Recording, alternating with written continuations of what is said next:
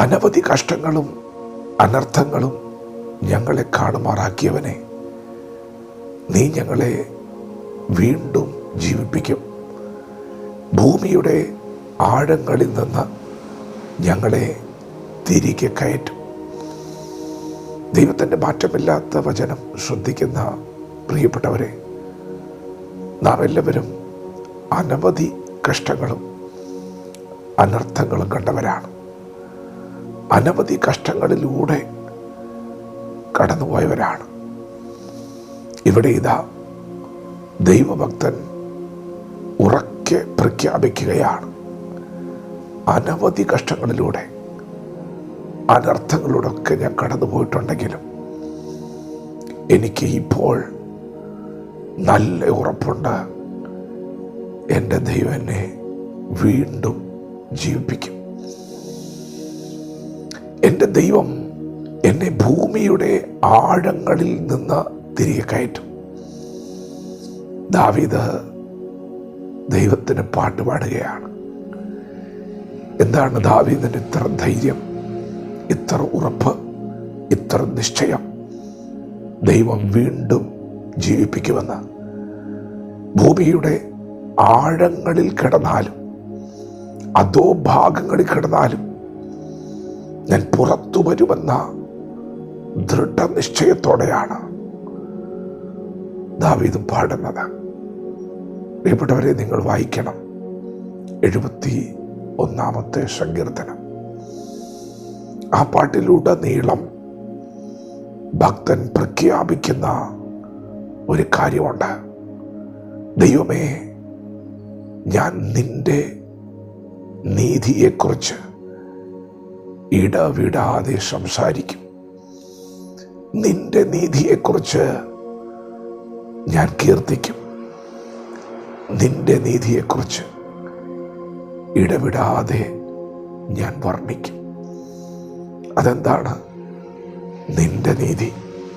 അതെ, ഭക്തന് പറയാനുള്ളത് തൻ്റെ നീതിയല്ല, സ്വന്തം നീതിയല്ല. ദൈവമേ, നിന്റെ നീതിയെക്കുറിച്ച് ഞാൻ സംസാരിക്കും. നിന്റെ നീതിയെക്കുറിച്ച് ഞാൻ വർണ്ണിക്കും. നിന്റെ നീതിയെക്കുറിച്ച് ഞാൻ കീർത്തിക്കും. എനിക്ക് പറയാനും പുകഴാനും പാടാനുമുള്ളത് നിന്റെ നീതിയെക്കുറിച്ചാണ്. അവിടുന്ന് നീതിമാനാണ്.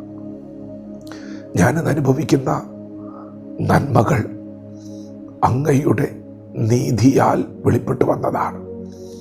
പ്രിയപ്പെട്ടവരെ, ആ പദം വളരെ ആഴമുള്ളതാണ്, അർത്ഥമുള്ളതാണ്. നാം വളരെ ആഴത്തിൽ ഗ്രഹിക്കേണ്ടതാണ്. ദാവീദ് ദൈവത്തോട് പ്രാർത്ഥിക്കുകയാണ്, ദൈവമേ, നിന്റെ നീതി നിമിത്തം എന്നെ ഉദ്ധരിച്ച് വിടുവിക്കണമേ. ദാവീദിന് മനസ്സിലായി, എൻ്റെ നീതി പറഞ്ഞുകൊണ്ടിരുന്നിട്ട് കാര്യമില്ല. എൻ്റെ നീതി പ്രവൃത്തികൾ കറപുരണ്ട തുണി പോലെയാണ്. എന്നാൽ ഞാൻ ദൈവത്തിൻ്റെ നീതി കാണുന്നുണ്ട്. ഞാൻ നീതിമാനാകുവാൻ, എന്നെ നീതീകരിക്കുവാൻ കൽവറിയിൽ എനിക്ക് പകരമായി തകർക്കപ്പെട്ടപ്പോൾ, എൻ്റെ പാപം ചുമത്തപ്പെട്ടപ്പോൾ, എൻ്റെ പാപത്തിൻ്റെ ശിക്ഷ ഏറ്റുവാങ്ങിയപ്പോൾ വെളിപ്പെട്ടു വന്ന ദൈവനീതി, ആ നീതിയിൽ എനിക്കൊരു വിടുതലുണ്ട്. ആ ദൈവനീതിയിൽ എനിക്ക് സൗഖ്യമുണ്ട്, എനിക്ക് സമാധാനമുണ്ട്. പ്രിയപ്പെട്ടവരെ, ഇതൊരു വെളിപ്പാടാണ്. ഇന്ന് പകൽ നിങ്ങൾ തിരിച്ചറിയുന്നുവോ? ദൈവത്തിൻ്റെ നീതിയാണ് നിങ്ങൾ പിന്തുടരുന്നതെങ്കിൽ നിശ്ചയമായും നിങ്ങൾ കൂട്ടിമുട്ടാൻ പോകുന്നത് കാൽവറി ദർശനത്തിലാണ്. അവിടെയാണ് ദൈവത്തിൻ്റെ നീതി വെളിപ്പെട്ടു വന്നത്. തേജസ് നഷ്ടപ്പെട്ടവനെ തിരിച്ച് തേജസ്സിലേക്ക് മടക്കി വരുത്തുന്ന ദൈവനീതി, ശൂന്യപ്രദേശങ്ങളെ, മരുഭൂമിയെ ഏദൻ തോട്ടമാക്കുന്ന ദൈവത്തിൻ്റെ നീതി. അതെ, നഷ്ടപ്പെട്ടത് തിരിച്ചു പിടിച്ചത് കാൽവറിയിലാണ്. അവിടെയാണ് ദൈവത്തിൻ്റെ നീതി വെളിപ്പെട്ടത്. ഇനി നിങ്ങളെ കുറ്റപ്പെടുത്തുവാൻ ആർക്കും കഴിയുകയില്ല, ശിക്ഷ വിധിക്കുവാൻ ആർക്കും കഴിയുകയില്ല. എല്ലാം അവിടെ കഴിഞ്ഞു. ഇനി ആരെയും കുറ്റപ്പെടുത്തുകയില്ല, യേശു ക്രിസ്തുവിനെ അവർ കുറ്റപ്പെടുത്തി ശിക്ഷ വിധിച്ചു.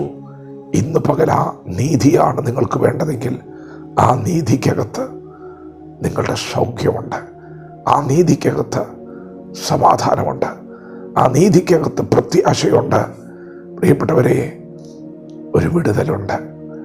ദാവീദ് ഉറക്കെ പ്രഖ്യാപിക്കുകയാണ്, അനവധി കഷ്ടങ്ങളും അനർത്ഥങ്ങളും ഞാൻ കണ്ടു, എന്നാൽ എൻ്റെ ദൈവം എന്നെ വീണ്ടും ജീവിപ്പിക്കും.